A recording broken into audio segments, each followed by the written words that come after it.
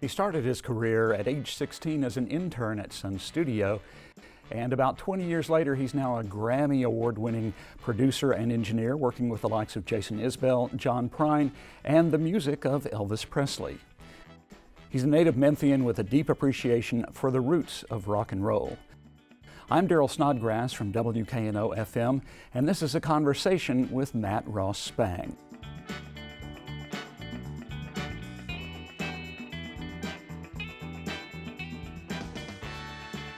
Hi, Matt. Hey, how you doing, Daryl? Good. We should mention to our listeners, our viewers, I should say, that we had intended to have this at your new studios, which you're still in the process of building, but the epidemic put you a little bit behind, so we're coming to you now from another historic place in Memphis, the Sam Phillips Recording Service, which you've worked here a lot, I know. Yeah, this is probably maybe one of the greatest studios ever built, and one of my favorites to record in, so it's not a bad second choice. We're going to talk some more about your new studio a little bit later, but I wanted to get to something that you've been involved with lately that I know that our friends are going to be interested in. Is you've been working with Sony with some remastering and some re-releasing of some Elvis Presley material in a way that we probably haven't heard before. So tell us what's going on there. Yeah, so typically Sony Legacy does one big box set a year, and so I've been fortunate to do probably 5 or 6 at this point. So the first one we did was the Jungle Room session. So right. Elvis got tired of recording in Nashville. He wanted to record out of Graceland. So they turned a bread truck into a remote music truck. It broke down in Jackson. They towed it to Graceland, and they made a couple of records there. And then actually, apparently, the truck stayed there until after he died, and they're not sure what happened to it. And then we kind of jumped back to 72 and did some stuff for that HBO documentary. Then we did 69. After the comeback special, he played Vegas, and we did about 6 or 7 concerts there. That came out 2 or 3 years ago. And then the last box set was 1971. Elvis recorded about 42 songs in 7 days, 6 or 7 days in Nashville.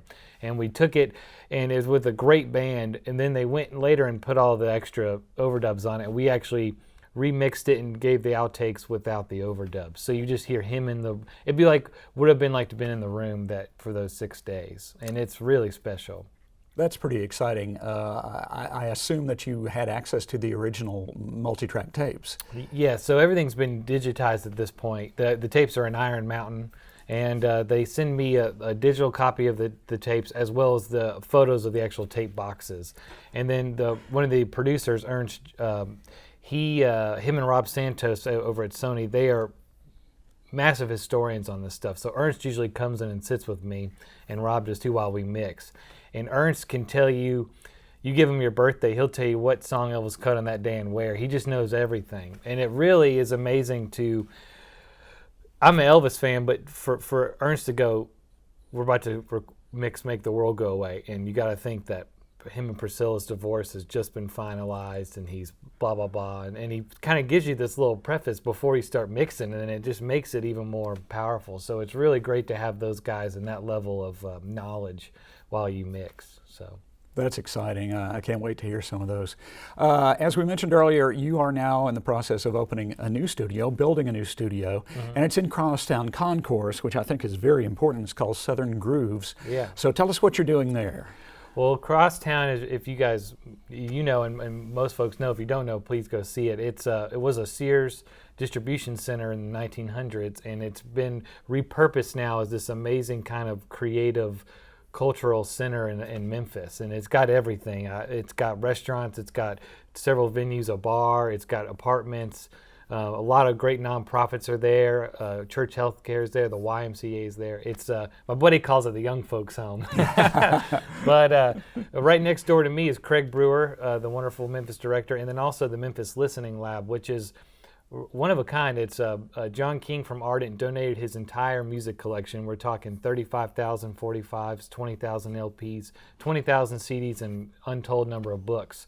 I'm on the board for it. It's a nonprofit, and we hope everyone comes in every day, especially kids from school, to come and listen to music and appreciate the physical nature of it. There's also 10 to 12 private turntables you can listen to records, and then a hi-fi room with Eggleston Speakers, which is one of the best speaker companies, and they're out of Memphis. And they donated a pair of their most expensive speaker that's just incredible, and so we can do listening events in there and public events. So that's next door to the studio. And you know, I've always wanted to have my own place, and when I met the folks at Crosstown, I thought this is the place to do it. It's most studios like this one are kind of in the farther bits out of town. You don't necessarily want a bunch of people to know where your all your expensive equipment is located, and you're not really looking for street traffic. But you know, we spend 16, 17 hours a day in here, and if I'm working just with you and the rest of the band's kind of waiting for the next thing to do, they don't really have anywhere to go. There's not a whole lot of, you know, stuff to do in here, and that's what's great about Crosstown. And also, back in the heyday of recording, I'd say in the 60s, 70s, 80s, a studio had multiple rooms, and you would go to maybe the coffee room to get a coffee, and you'd run into blah, blah, blah, a great bass player, great B3 player. Hey, would you come play on this track while you're here? And there was a lot of cross-pollination that doesn't happen anymore. And that's what I think about what's great about Crosstown is you'll see Jamie Harmon, a wonderful Memphis photographer. You'll see WYXR, the great radio station. And so all these things can happen with us while we're recording, and we can kind of feed off each other's energy. And that's super important to me, especially now with music is more kind of computer-based and stuff. Yeah, let's talk a little bit about that, because what we've seen over the last several years is sort of it's a move away from studios and more into home recording type situations or personal studio situations, and that has some advantages, I guess. But are we seeing now more of a resurgence of people going back to real studios, to big studios, to big rooms like yours? Absolutely. I think you know, Les Paul had a home studio in the 50s, right. So home studios have been around a long time. And I think it's great. I personally can't do anything at home. I tried, especially during COVID, I tried. But, you know, I have to feed off other people's energy. I have to be around folks. I need to have all these things that motivate me to work and to be inspired. And sitting at home, it was not possible for me. But some people operate great at home. And there's a couple artists that I work with that we will come to the studio, we will record a bunch.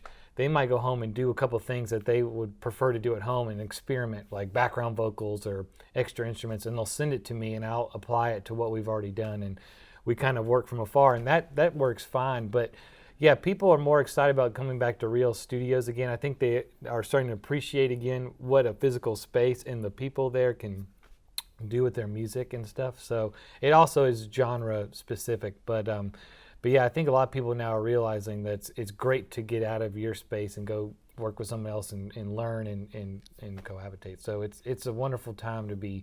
I think it's the best of both worlds right now for making records. Yeah, for a long time, of course, back in the 50s and 60s, there were people who would only record in certain places. They had their rooms that they wanted to go to, and then we got into a later period when things started being really close mic'd, and they started hanging soundproofing all over the place. So you didn't really have a lot of room sound.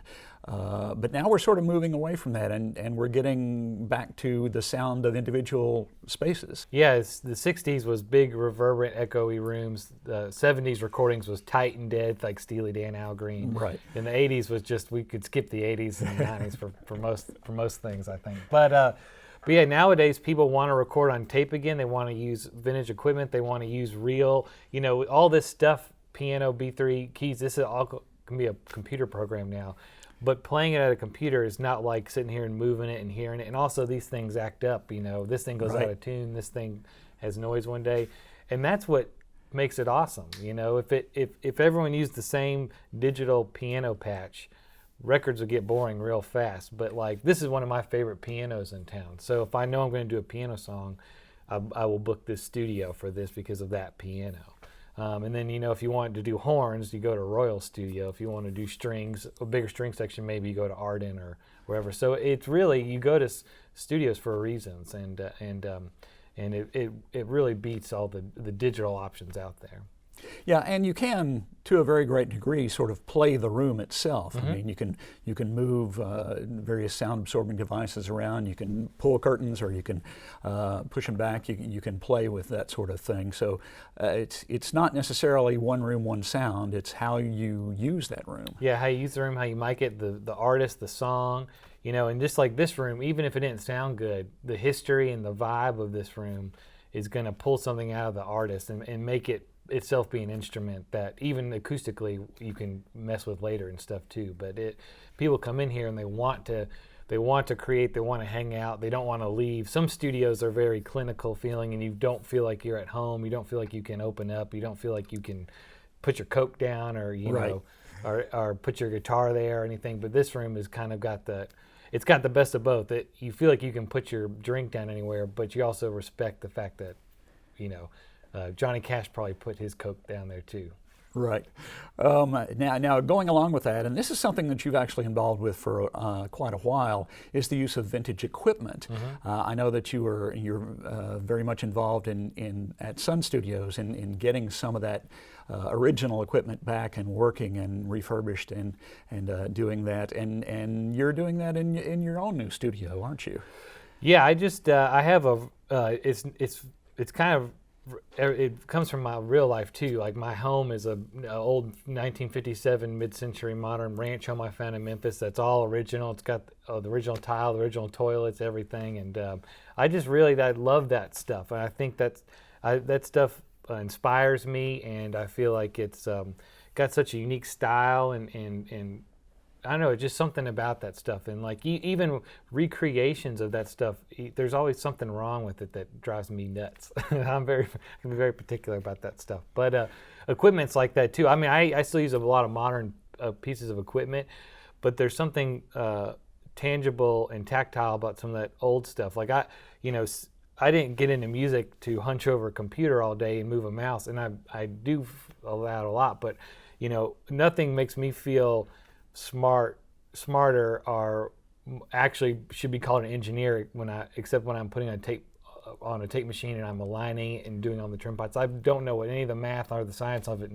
is, but I know what I'm doing on that regard, and that's when I actually feel like, yes, I'm an engineer instead of like a computer nerd, clicking on music stuff. So the vintage stuff is just, even when it messes up, I love it. It's like it just, there's something about it, and all my favorite recordings were typically made on that. And now people are starting to realize that, and they're starting to go back and get some of those things. But it's amazing. I mean, if you look at any great artist, they're probably playing a vintage guitar, they're probably playing a vintage keyboard and stuff like that. And that stuff was built so much differently than it is now, built to last and for specific reasons.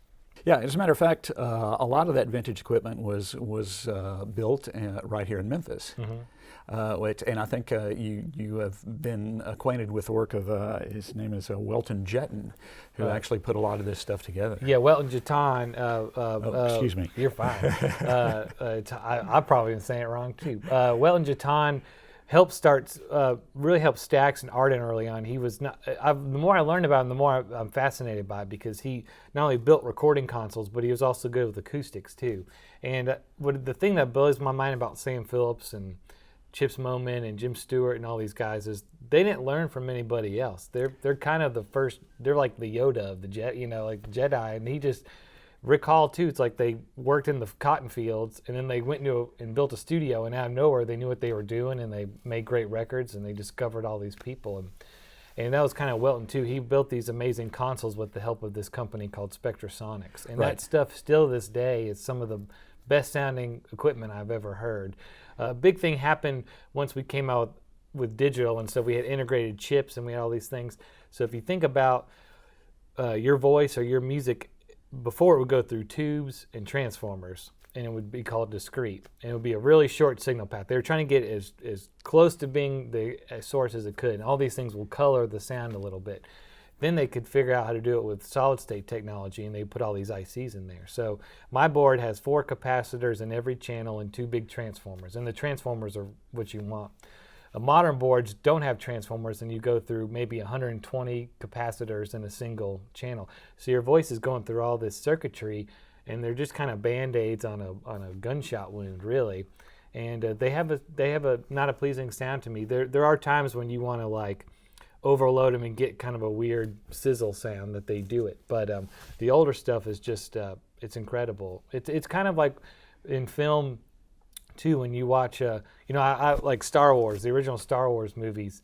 The makeup isn't the greatest, but it's still a real guy walking around with Han Solo or something, like Jabba the Hutt. And then you watch the newer ones and it's CGI, and it just doesn't feel there's a disconnect with me. And so even though it's kind of grainy and it's, whatever, it's better. So that's how I am.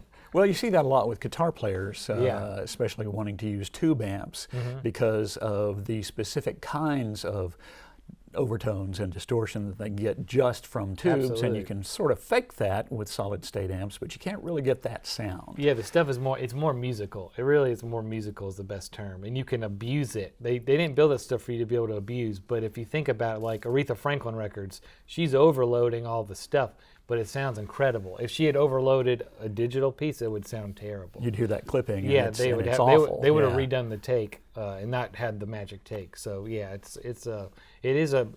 adds up. If you talk about, if I just do one thing that makes something 10% better, when you apply that to every instrument, every song, every album, it really adds up. It's really a big thing, especially when you go down the process. So. Now you've worked in a lot of rooms here in the Mid-South as well as other places. So tell us what your room is going to be like. What's going to be some characteristics of that room? Hopefully it sounds good. We have not recorded any music in there yet, but it feels good. And I think that all of the studios, like you said, in the Mid-South, a lot of these guys I didn't have a lot of money, but you didn't know fully what they were doing. And then just kind of winged it with whatever limitations were in the space or with their money and stuff like that. Sun Studio's an 18 by 30 room. He put up acoustic tile till he thought it sounded good. Royal Studio, Willie took that over from another guy named Ray Harris, and Willie put just raw installation up everywhere until he got the sound he wanted. And you hear that on Tired of Being Alone is the first time he felt like he got the sound, right? And that's just putting up burlap and insulation. Cheapest acoustic material you can buy until he got the thing. And then Ardent was like a pristine studio. Music and Arts is more of like a pristine studio. And then you had American, which had, even when Elvis was there, rats were running up and down the rafters, but it sounded incredible. And so I met with several acousticians, and I landed on my good friend Steve Durr, who I'd known years before that, and he's originally from Memphis, and he helps maintain Fame and a lot of other classic studios. And he grew up in that time. He knew Welton Jeton, and he knew all the Memphis studios. He was friends with Chips Moman, so he gets the funkiness that I wanted and like the kind of spirit of the Memphis studios, which is like not scientifically or mathematically always correct, but they have a feeling and a sound in them. That's what I wanted. There's a lot of people that go by certain ratios and certain exact things, and it might tell you you're gonna have a great sound, but it doesn't always. That's not always true. So it was kind of, I told him I wanted to go, you were mentioning deadening things, like this is a 1960s studio, but in the 70s they put carpet down, they added these booths, and that really kind of deadened the room. Mm-hmm. So I kind of wanted to be slightly less dead than that. I wanted to be a 60s live studio that's meant for people to record live together with just a little bit of burlap up so it would deaden it a little bit but not too much. And that's what we really did. So we kind of pulled from all my favorite, not just Memphis studios, there's a lot of Muscle Shoals studios in that room. And it's all, to me, completely unique. It doesn't take too much from one thing. It's just kind of like hinting at some of my favorite design ideas and stuff. Yeah, that's a good point about the live versus dead stuff, because you don't want a really live room because then you're going to have to deal with all those echoes and reverberations, but you don't want a totally dead room because that's, for one thing, it's very uncomfortable. Yeah. So yeah, it's a balance between those things. Yeah, and you can always deaden things. If I have a live tile floor, I can always put carpet in rugs and areas and deaden things, and you can put like these movable walls around. But it's hard to take a dead room and make it livelier. You can always add reverb and stuff to it, but you can't get a splashy kind of sound. So I also have a long hallway in there because I love to record in weird spaces. Like the front lobby at this studio, I put drums in there all the time, even though it's not a recording space. It gives you a crazy sound, and there's times where you want to sound like Steely Dan and perfect, and there's time where it should be like Tom Waits and sound like you're recording in a weird bathroom. And so I put stuff in the bathroom or the hallway, and so I've designed the hallway to be kind of ugly and splashy. And then we have an echo chamber, and we have all these other rooms that are various forms of splashy that I can hopefully recreate that stuff. Yeah, you sort of glossed over this. You have an echo chamber, and I don't think that's something a lot of people are familiar with. Typically, nowadays, when you hear an echo on a recording, that's generally generated electronically. Yeah. But this studio here and your room will have an actual echo chamber. So tell our friends what this is. Yeah. So the way they did actual big reverb and stuff in the day. So Sam Phillips invented tape echo. So that's like if you think Elvis with the repeat echo, Right. That's echo. And they call them echo chambers. They're more reverb in a sense, but they would design a physical space. Atlantic actually used a bathroom for all the early Aretha stuff, but every studio across America and Europe had echo chambers in the 60s. The best example would be Be My Baby by the Ronettes. So any Phil Spector production, but that boom, boom, boom, caw. That caw is the drums going through an echo chamber. And it's a physical space that's designed to be, you still don't want to have parallel surfaces because you want the reverb to be pleasant, so you don't want it to cancel itself out. But you're designing a room with like maybe a concrete floor, cinder block, plaster, or whatever you got, something shiny and bouncy that would extend the sound, so it sounds like you're in a cavern. And you could put someone in there and record them, but then you can't control it. Right. So typically you have a speaker and two microphones or one microphone. I would send your voice from the studio into the chamber. It bounces around the room, and the microphone picks it up and returns it back to the mixing board, and then you can play with it. And there's great examples. Paul Simon and Garfunkel, the boxer. That's actually an elevator shaft they use for a chamber because they are in New York. But there's 3 chambers at Philips, and one's about 6 seconds long, one's about 3.5, and one's about 1.5 seconds. I only had space to do 1 chamber, and mine's probably about 4, which is I'm really pleased with because you can always shorten it again. It's hard to make it longer, but you can always shorten it. Right. You mentioned this just a second ago also, and I want to come back to it, no parallel walls, because when I was designing the new radio station for WKNO 11 years ago, before we moved out to our new place out east, that's one of the things that I insisted on was no parallel walls. And everybody was looking at me like, huh? So these are kind of strange shaped rooms when you go out and look at them, but there's a reason for that. So tell us what that reason is, because I want this to be on tape.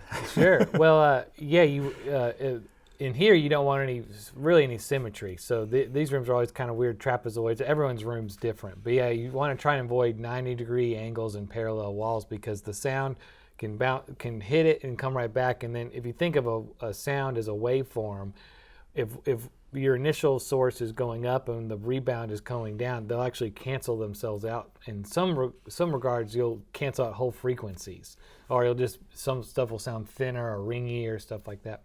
So you really want to kind of get the sound to bounce a different way every time. So yeah, you really want to stay away from parallel surfaces and 90-degree angles. So that's why, like this ceiling in here is jagged when the floor is flat. This wall curls a little bit. This wall is kind of more flat and stuff. And that's why these doors are here. Sam designed these doors so you could close those doors and it'd be more bouncy. If you open them up like you see that one, it's a burlap chicken wire and then insulation, and that soaks up sound. And so you could open different ones up and angle them and get different bits of diffusion. I read an article that in the Flyer that you did an interview for a few weeks ago, and one of the things that you said was that you wanted, and I'm going to get this wrong, so you wanted a unique sound. You wanted a weird sound, but a good weird. So what do you mean by that? Well, you want to, I think a lot of people, when they design studios, they like I said, they follow the math and they do this or that. Memphis studios, you always knew, you could tell where something was cut. A lot of that's obviously the people, like Willie Mitchell. You know it was high rhythm, you know it was Willie Mitchell. You didn't even know when it's Al Jackson on drums versus Howard Grimes on drums. But you know a Willie Mitchell recorded song from a mile away. You know a Sun Records song from a mile away. You know a Stax song from a mile away. You know a Chips Moman song from a mile away. That's the players, that's the producer, that's the engineer. It's also the room. And I think a lot of times now we try to make these neutral rooms, you know, and they don't really sound like anything. They sound fine, but you don't go, that's blah, blah, blah. And so I really wanted a room that not only evoked something out of somebody, but had a sound. I wanted to have a sound. And so it's an identifiable thing. And that's kind of the thought on that. I know that you've done some initial work there in your studio, but Will it take you a little while to actually tune this room to figure out what the sound is going to be there? Yeah, that's the fun part of going any room. You have a basic. You can. I've over the years now I can look at different things and go. I bet are I use my ears and kind of talk and clap and hear where things are frequencies are piling up or where the stuff's too bouncy and stuff. At Crosstown, every 17 feet is a 3-foot thick concrete column. Right. So the control room and the tracking room have 3-foot thick columns. There's no way to acoustically account for a cylinder column because you move a millimeter, it's going to bounce 10,000 different ways. So that thing's always going to make it interesting. But yeah, it's fun to move. It'll take years. I mean, I still learn stuff in this room of if I put this over here and then it bleeds into this and what that creates. If you just record piano, you can put it anywhere in the room. It's not going to change too much depending on how far the mics are. But if I record piano there and I put the drums there and I put the vocal there and they're all bleeding into each other, that's when you get this amazing thing. And then when you move them around, you kind of find some of the sweet spots and what works and what doesn't work. And that's some of the really exciting part. And then it's a new, not only is it a new room, but it's a new wiring and a lot of new equipment I've custom built for the place. So it's going to be a whole lot of clinching for a while. Well, this has been fascinating. I warned our producer before we went in that I could probably talk to you all day about studio design because I think it's a fascinating subject. And I'm so looking forward to hearing what comes out of that room. Yeah, come back when it's done. Yeah, maybe we'll do a little follow-up here awesome. and find out about that. Matt Ross Spang, our guest today on A Conversation With. Matt, thanks so much. Thank you, Daryl.